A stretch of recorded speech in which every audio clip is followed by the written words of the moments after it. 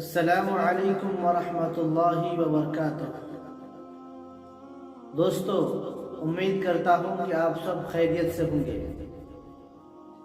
آج میں یہ سوچ رہا تھا کہ آج کیا ویڈیو بناؤں، تو میرے ذہن میں ایک بات آئی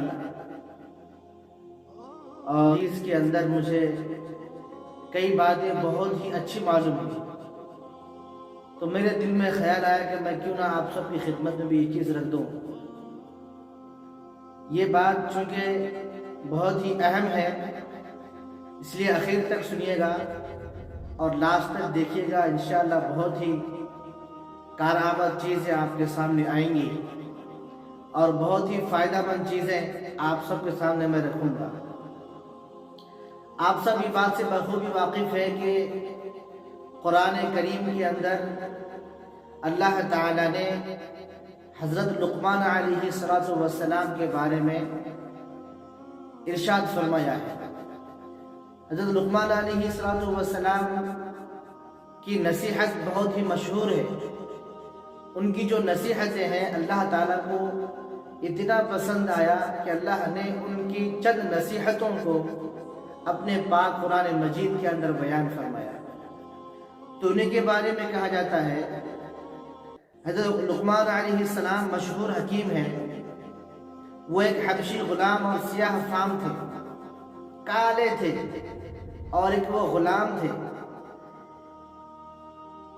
بعض روایتوں میں آتا ہے کہ اللہ تعالیٰ نے ان کو اختیار دیا تھا کہ آپ بادشاہ بننا چاہتے ہو یا پھر حکمت لینا چاہتے ہو۔ تو لقمان نے علیہ السلام انہوں نے بادشاہت کو چھوڑ کر حکمت کو اپنانا چاہا، تو اللہ تبارک و تعالیٰ نے ان کو حکمت عطا فرمایا۔ ایک حدیث میں ہے کہ اللہ تعالیٰ شان نے ان سے ارشاد فرمایا کہ تم کیا پسند کرتے ہو، بادشاہت یا پھر حکومت؟ تو انہوں نے عرض کیا میں نہ حکومت چاہتا ہوں نہ بادشاہت۔ تو اللہ تبارک و تعالیٰ نے ان کو حکمت کی ایسی باتیں عطا فرمائی جو کسی دوسروں کے گمان تک بھی نہیں جاتا ہے۔ تو لقمان علیہ السلام اللہ تعالیٰ کی طرف سے ان کو عطا کی گئی نصیحتوں کو دنیا والوں نے قبول کیا، اور اللہ پاک کو بھی اتنا پسند آیا کہ ان کے بعض نصیحتوں کو قرآن مجید کے اندر بیان فرمایا۔ ان سے جو حکمتیں نکلی اور انہوں نے جو لوگوں کو حکمتیں کی ہیں، خاص طور پر انہوں نے ان کے لڑکے کو حکمت کی باتیں سنائی، اور وہ بڑی عجیب و غریب ہے۔ کثرت سے بعض روایت میں آتی ہے، من جملہ یہ ہے کہ انہوں نے اپنے بیٹے کو نصیحت کرتے ہوئے کہا کہ بیٹا علماء کی مجلس میں بیٹھا کرو۔ انہوں نے اپنے بیٹے کو پکار کر کہا کہ میرے پیارے بچے علماء کی مجلس میں بیٹھا کرو، اور حکماء کی بات اہتمام سے سنا کرو۔ اللہ تعالیٰ شان و حکمت کے نور سے مردہ دل کو زندہ ایسا زندہ فرماتے ہیں جیسا کہ مردہ زمین زوردار بارش سے زندہ ہوتی ہے۔ تو انہوں نے پہلی حکمت اور پہلی نصیحت جو انہوں نے اپنے فرزند سے کیا وہ یہ کہ بیٹا علماء کی مجلس میں بیٹھو۔ اسی لیے ہم بھی اپنے بچوں کو یہ نصیحت کریں کہ بیٹے علماء کی مجلس میں بیٹھے، ان لوگوں کی مجلس میں بیٹھے جنہیں دیکھ کر اللہ یاد آئے، یعنی متقی، پرہیزگار، خدا ترس، نمازی لوگوں کے ساتھ اٹھنے بیٹھنے کا اپنا معمول بنا لیں، کیونکہ صحبت کا اثر واقعی ہوتا ہے۔ ایک مقولہ بہت مشہور ہے، صحبت صالح راہ صالح کند، صحبت طالح راہ طالح کند، یعنی اچھے کے صحبت میں رہیں گے تو اچھا بنیں گے، اور برے کے صحبت میں رہیں گے تو برا بنیں گے۔ اسی لیے حضرت لقمان علیہ السلام نے اپنے بیٹے سے کہا کہ بیٹے اچھوں کی صحبت میں رہو، اور ان اچھوں میں سب سے اچھے علماء کی طبقہ ہے، علماء کا طبقہ ہے۔ اسی لیے علماء کی صحبت میں کثرت سے بیٹھا کرو، اور حکماء ہیں یعنی حکیم ہیں، ڈاکٹر سے ان کے پاس بیٹھا کرو، ان کی نصیحتیں غور سے سنا کرو۔ کہتے ہیں کہ ایک شخص کا ان کے پاس سے گزر ہوا، جبکہ ان کے پاس ایک بھاری مجمع بیٹھا ہوا تھا، تو وہ شخص حکیم لقمان سے پوچھا کہ کیا تو کسی کا غلام نہیں تھا؟ تو انہوں نے کہا ہاں بے شک میں کسی کا غلام تھا۔ تو اس نے کہا کیا تو فلاں پہاڑی پر بکریاں چرایا نہیں کرتا تھا؟ اس نے کہا ہاں چراتا تھا۔ کہا کیا تو ایک حبشی ایک سیاہ فام نہیں تھا؟ اس نے کہا تھا، بالکل تھا۔ تو پھر اس نے پوچھا کہ تو پھر اس مرتبے پر کیسے فائز ہوئے، تم اس مرتبے پر کیسے پہنچ گئے؟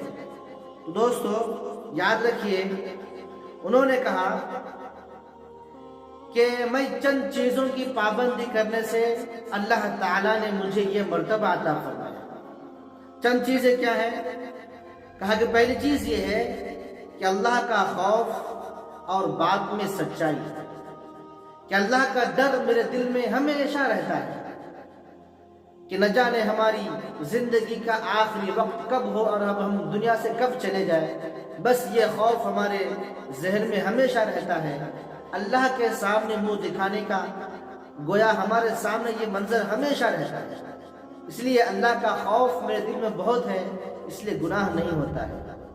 اور دوسرا کہا کہ بات میں سچائی، جب بھی میں بات کرتا ہوں تو ہمیشہ سچ ہی بولتا ہوں، سچ کے بغیر جھوٹ بات کبھی بھی نہیں بولتا ہوں۔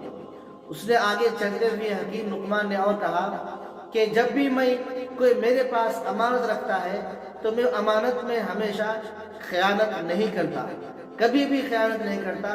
امانت میں مکمل عہد اور مکمل وعدے کے مطابق جو ہے جن کی امانت ہوتی ہے ان تک پہنچا دیتا ہوں، یعنی امانت میں خیانت نہیں ہوتا۔ اور کہا آخر میں کہا انہوں نے کہ بے جا گفتگو میں نہیں کرتا ہوں، یعنی فالتو بکواس کی بات، ادھر ادھر کی بات نہیں کرتا ہوں، پھرانے والی بات نہیں کرتا ہوں۔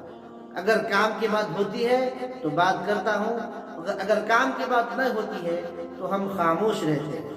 یہ چند باتیں انہوں نے کہا کہ ان چند باتوں کی پابندی کرنے سے اللہ تعالیٰ نے مجھے وہ مقام عطا فرمایا ہے جو آج آپ سب کے سامنے ہے۔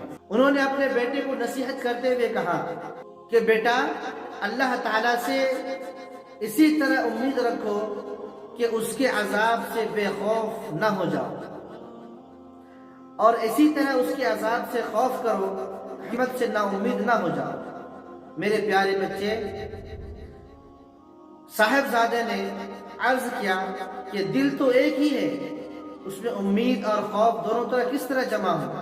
انہوں نے فرمایا مومن ایسا ہی ہوتا ہے کہ اس کے لیے گویا دو دل ہوتے ہیں، ایک میں پوری امید اور ایک میں پورا خوف۔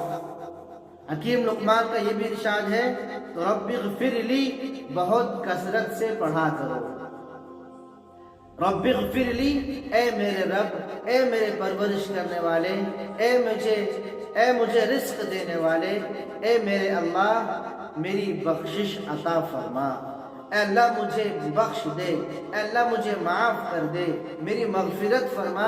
حکیم لقمان فرماتے ہیں کہ رب اغفر لی، میرے پیارے بچوں کثرت سے کہتے رہا کرو۔ انہوں نے اپنے بیٹوں کو یہ نصیحت کی، تو ہم بھی اپنے بچوں کو اس بات کی نصیحت کریں کہ بچے کثرت سے رب اغفر لی پڑھتے رہا کریں، اور ہم بھی خود اس پر عمل ہو، اٹھتے بیٹھتے کھاتے پیتے سوتے جاگتے ہر وقت رب اغفر لی رب اغفر لی رب اغفر لی پڑھتے رہے۔ نصیحت کرتے ہوئے کہا بیٹا جب شیطان تجھے کسی شک میں مبتلا کرے تو اس کو یقین کے ساتھ مغلوب کر، اور جب وہ تجھے عمل میں سستی کرنے کی طرف لے جائے تو قبر اور قیامت کی یاد سے اس پر غلبہ حاصل کر۔ اور حکیم لقمان نے اپنے بیٹے سے نصیحت کرتے ہوئے کہا کہ بیٹا جو شخص جھوٹ بولتا ہے اس کے منہ کی رونق جاتی رہتی ہے، جو جھوٹ بولتا ہے اس کے منہ کے اندر کی رونق اور منہ کے اندر کی نورانیت ختم ہو جاتی ہے، اور جس شخص کی عادتیں خراب ہوں گی اس پر ہمیشہ غم سوار رہتا ہے۔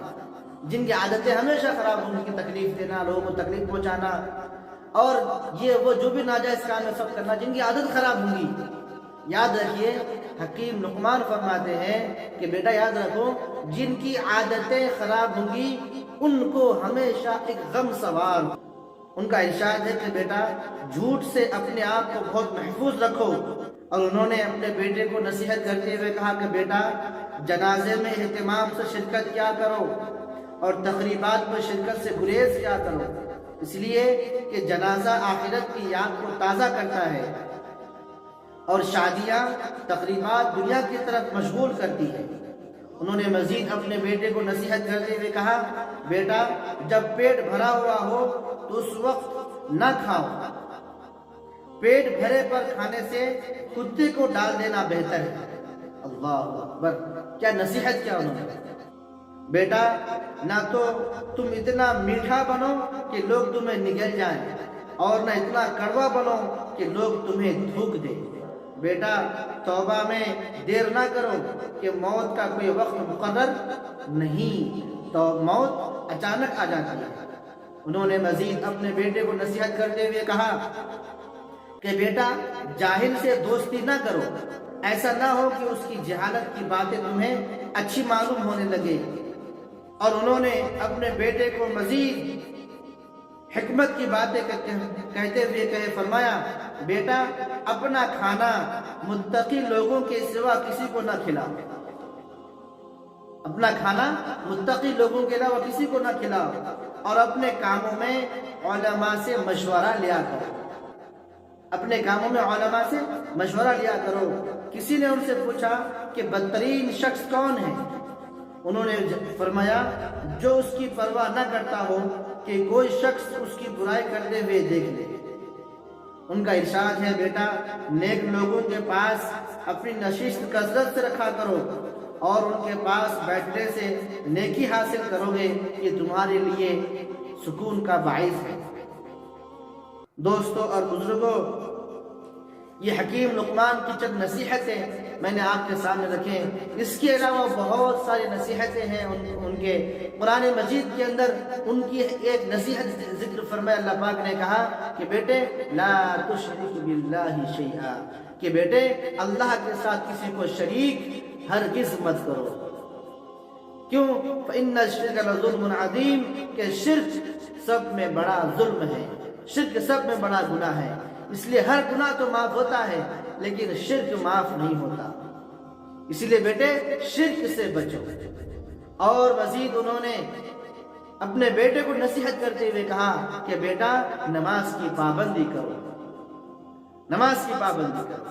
اللہ تبارک و تعالیٰ نے ان کی نصیحتوں کو اتنا پسند آیا کہ اللہ پاک نے ان کی نصیحتوں کو اپنے قرآن مجید کے اندر داخل فرما دیا۔